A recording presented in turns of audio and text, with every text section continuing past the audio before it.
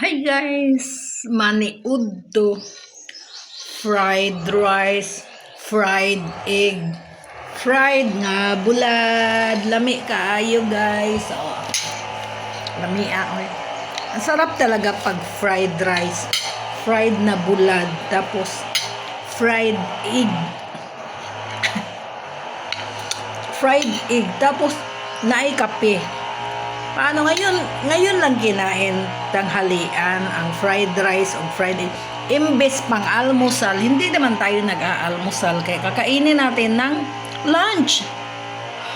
Sarap. Magkape ako guys. Kasi hindi ako nasasarapan talaga sa tsaa. Parang walang nangyari sa pagkakape ko sa tsaa. Kaya diba nagkape na tayo kanina, kaya ngayon tanghali partner natin ng kape ang fried bulad, fried egg o fried rice. Masarap kasi pag may kape yan.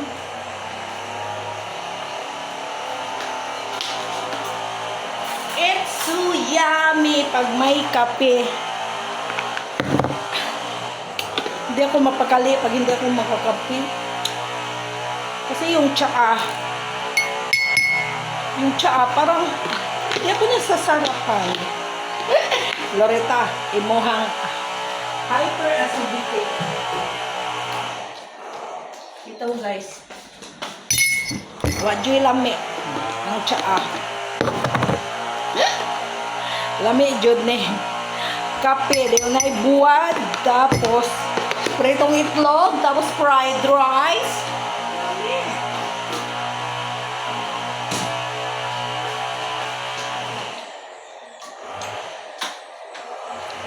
Tapos na tayong manglaba guys.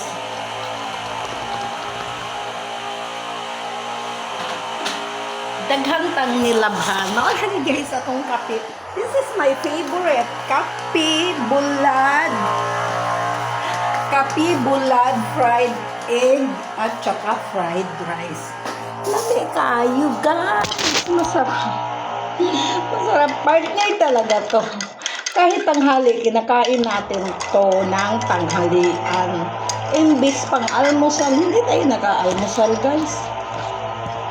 Ano yan, pag mag-almusal pa tayo, mas dagdag sa expenses. Ito oh, sarap oh. Sarap. Tapos may isang pirasong tuyo. Tapos bulad. Sarap ng fried rice ko. Nilagyan ko ng magic sarap. Sarap. It's so yummy. Tapos, inom ka ng kape. Thank you for watching sa akong paniod to ninyo guys.